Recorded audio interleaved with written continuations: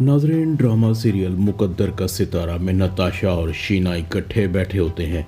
नताशा कहती है, अम्मी पहले आप भी तो चाहती थी कि मैं राजी से शादी कर लूं, बल्कि मेरी राजी से शादी का सुनकर बाबा तो बहुत खुश होंगे। शीना कहती है, मगर नताशा मैं राजी को अपना दामाद नहीं बना सकती, वो तुम्हारे काबिल नहीं है। सिर्फ तुम्हारे बाबा तुम्हारी शादी राजी से करना चाहते थे और मैं भी सिर्फ इसलिए चाहती थी कि तुम डेविड को भूल जाओ, मगर पहले तुमने शहरी से शादी करके गलती की और अब मैं तुम्हें दूसरी गलती नहीं करने दूंगी।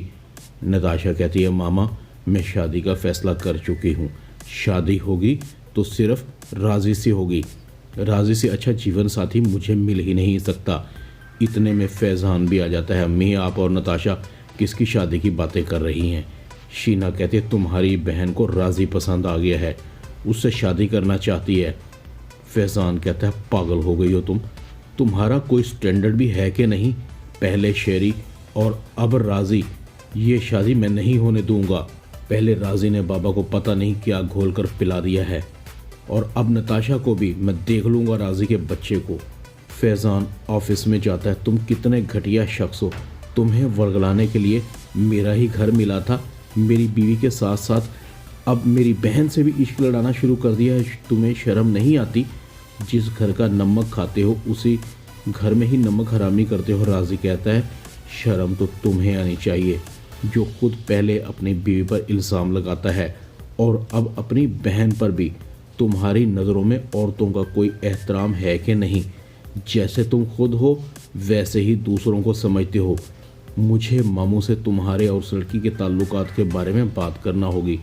फैज़ान कहता है, तुम ऐसे बाज नहीं आओगे, मुझे सबके सामने तुम्हारे करतूतों का पर्दा चाक करना ही होगा।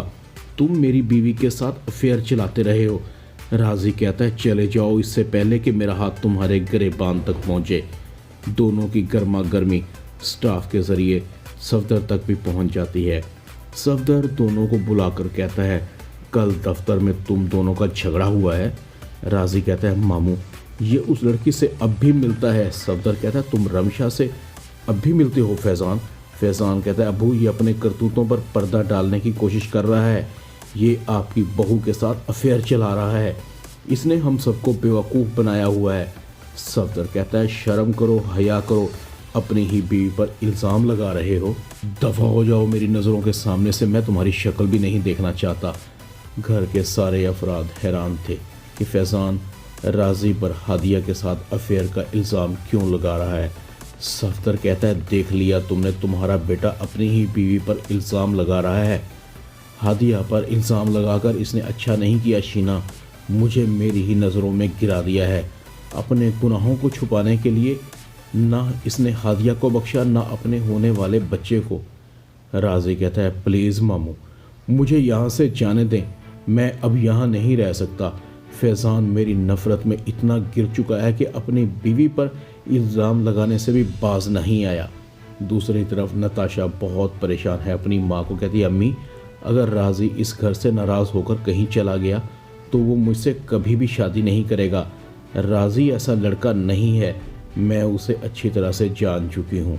फैज़ान ने अपनी नफ़रत की आड़ में उस पर इल्ज़ाम लगाया है कि कहीं मैं उससे शादी ना कर लूँ, और अब ये शादी तो होकर रहेगी।